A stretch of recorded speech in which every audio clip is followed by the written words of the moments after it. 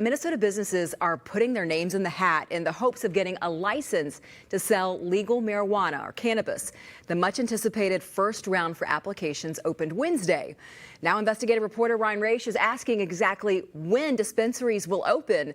And another critical question, who will test all the products? Inside one of Minnesota's largest low-dose THC factories, anticipation is filled to the brim. You got a lot here. For now, it's hemp. Massive industrial sacks of the plant grown here in Minnesota. This Burnsville warehouse mills it down to a powder and then lets chemistry take over. We put it in this vacuum oven to decarboxylate it. Meaning what? That converts the molecule from its acidic form to its neutral form. This process is as scientific as it sounds.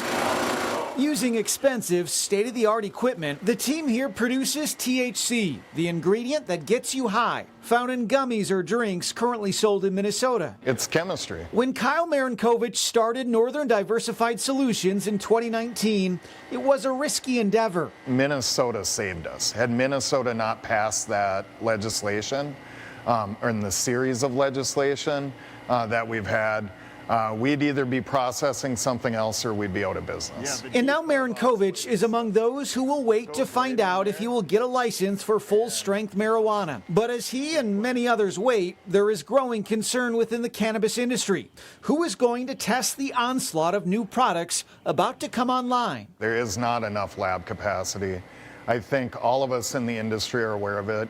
Regulators are acutely aware of it. Right now, with Minnesota's low-dose products, manufacturers can send samples to be tested to any lab in the country. And it's a must. Every product on the shelves must have proof like this, showing it's safe and has the THC levels promised on the label. But once full-strength cannabis rolls out, it will become more challenging. Those out-of-state labs will be off-limits, since marijuana can't be sent across state lines. Remember, the federal government still considers it illegal.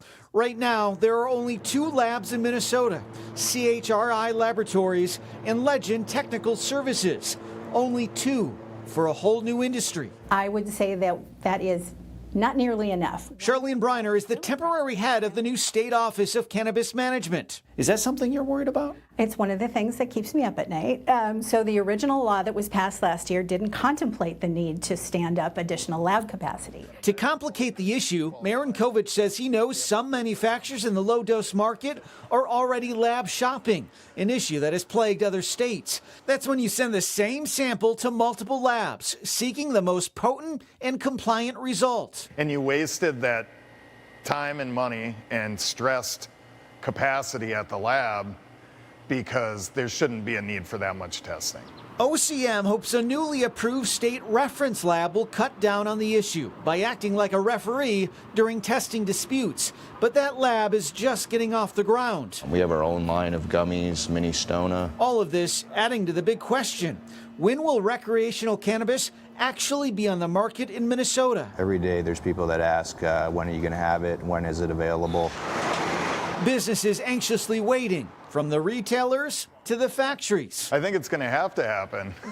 We asked the one in charge. Do you think a dispensary will open in the first quarter of 2025? I am hopeful we will see that. I would also remind people that tribal dispensaries are opening, and we're really in a pretty good place compared to other states, especially when you think about the unique approach Minnesota has taken. That unique approach Briner is referring to is how Minnesota first sort of dipped its toe into the industry to start with the low-dose hemp products and now ramping up with full marijuana.